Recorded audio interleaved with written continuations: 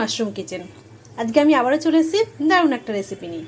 দেখতেই পাচ্ছেন প্লেটের মধ্যে দুধ আর পেঁপে রয়েছে। তাহলে হয়তো আপনারা ভাবছেন কোনো মিষ্টি রেসিপি করে দেখাবো, না একদমই না। একটা দারুণ এমন একটা রেসিপি করে দেখাবো যার মধ্যে মিষ্টির কোনো প্রয়োগই হবে না। তা চলুন সঙ্গে থাকুন আর ভিডিওটা দেখতে থাকুন। গ্যাসে আমি কড়াই বসিয়ে দিয়েছি, এতে দিয়ে দেবো সর্ষের তেল। আর এই রান্নাটা আপনারা চেষ্টা করবেন সর্ষের তেলেই করা, সাদা তেলে করবেন না।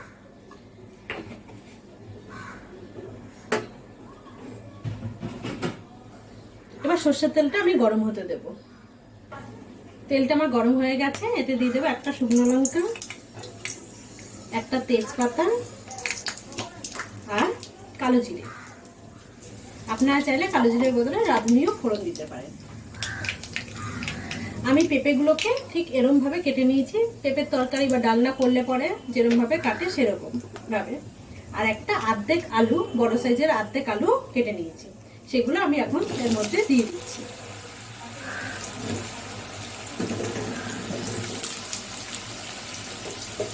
এবার এগুলোকে একটু ভালো করে ভাজা ভাজা করে নিতে হবে। ভাজাটা আমি ঢাকা দিয়ে করব, যাতে ভাজতে ভাজতে আলু আর যে পেঁপেটা সেটা কিছুটা সিদ্ধ হয়ে যায়। তাই জন্য আমি এটা এখন ঢাকা দিয়ে দেবো। ঢাকা দিয়ে আমি মাঝে মাঝে ঢাকা খুলে চেক করব যে কতটা ভাজা হয়েছে, লালচে লালচে করে ভাজা করব।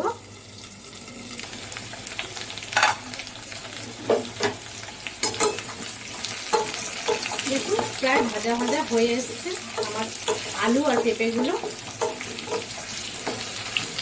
আমি মাঝে 2-3 বার ঢাকনা খুলে খুলে চেক করে নিয়েছি।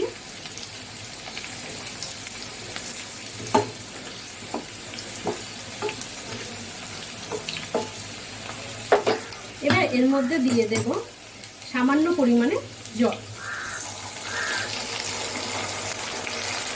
কারণ ভাজা আমার প্রায় হয়েই গেছে।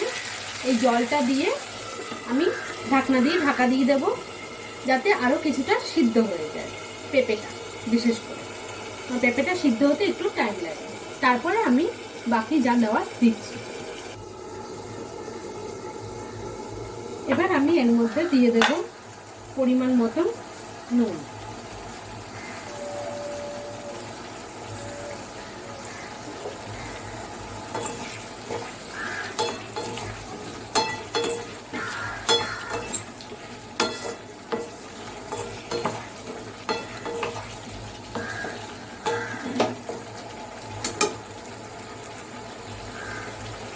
এখনো সিদ্ধ হবে কিছুটা,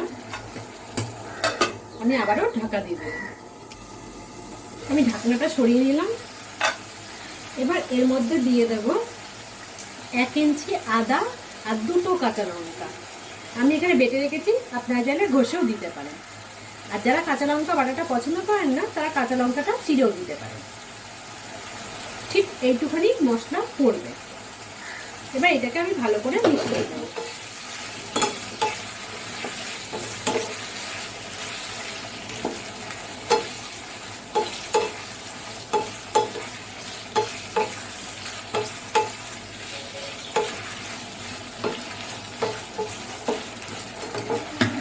গ্যাসের ফ্লেমটা কিন্তু লো টু মিডিয়াম রয়েছে।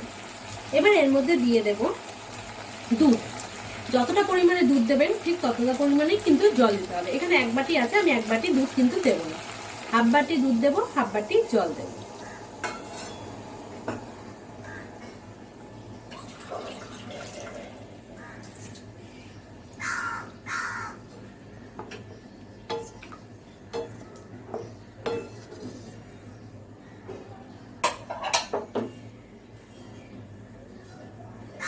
এবার এইটার হলো একটা কথা যে এটা একটু ঝোলঝোলি খায়, গামাখা খায় না এই রেসিপিটা।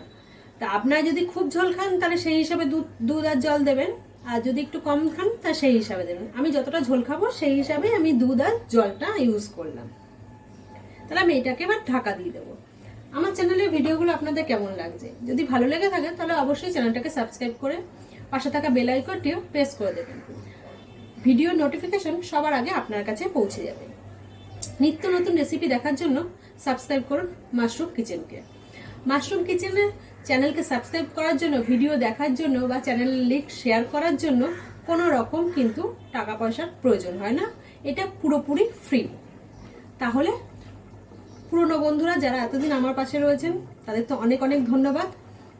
আর যারা নতুন বন্ধু তাদের মনে প্রাণে আমি আপ্যায়ন করছি আমার নতুন চ্যানেলের সদস্য হওয়ার জন্য আর চ্যানেলের লিঙ্কগুলো শেয়ার করার জন্য। প্রচুর প্রচুর শেয়ার করুন আর মাশরুম কিচেনকে এইভাবেই ভালোবেসে সঙ্গে থাকুন। এবার এর মধ্যে আমি ঢাকনা খুলে দিয়ে দেবো অল্প একটু চিনি, কারণ আমরা দুধ ইউজ করেছি আর এটা একটা নিরামিষ রান্না। নিরামিষ রান্নায় কিন্তু চিনিটা ইউজ করা মাস্ট। আপনারা যদি ডায়াবেটিক পেশেন্ট হন তাহলে করবেন না, সুগার ফ্রি ইউজ করতে পারেন। তবে আমি সবসময়ই বলি নুন চিনিটা যে যার পছন্দ অনুযায়ী ইউজ করবেন। এটা আমি যতটা দিলাম বা ততটাই দিতে হবে এমন কোনো কথা নেই। আমি আবারও ঢাকা দিয়ে দেবো, তারপরে আমি দেখাচ্ছি। দেখুন অনেকটাই শুকিয়ে গেছে। এবার এর মধ্যে দুটো গোটা কাঁচা লঙ্কা দিয়ে দেবো। আপনারা যদি কাঁচা লঙ্কাটা আমি যে বেটে ইউজ করেছি দুটো তখন না করেন তাহলে চেরা কাঁচা লঙ্কাও দিতে পারেন। এবার আমি একটু দেখে নেবো যে পেঁপে আর আলুটা কতটা সেদ্ধ হয়েছে।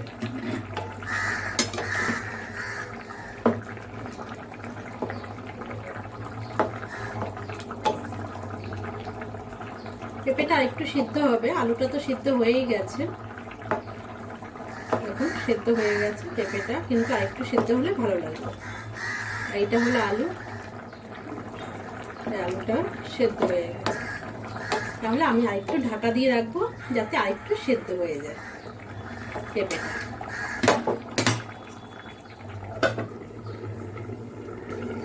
ঢাকনাটা আমি খুলে দিচ্ছি। এবার এইভাবে আমি একে ফুটতে দেবো আর এর মধ্যে দিয়ে দেবো অল্প একটু ধনেপাতা কুচি।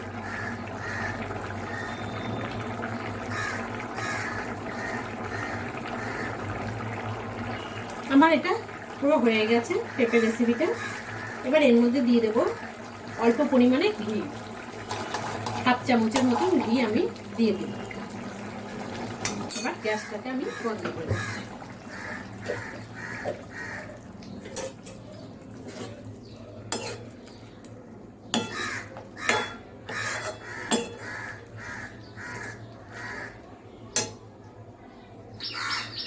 তাহলে দেখলেন পেঁপে দিয়ে কত সহজে একটা নিরামিষ বিনা মশলায় রান্না করে আপনাদের সঙ্গে পরিবেশন করলাম। তাহলে একদিন অবশ্যই এই পেঁপে রেসিপিটা ট্রাই করবেন আর আমাকে জানাবেন আপনাদের কেমন লাগলো। সবাই সুস্থ থাকবেন, সাবধানে থাকবেন আর ভিডিওগুলো দেখার জন্য অনেক অনেক ধন্যবাদ।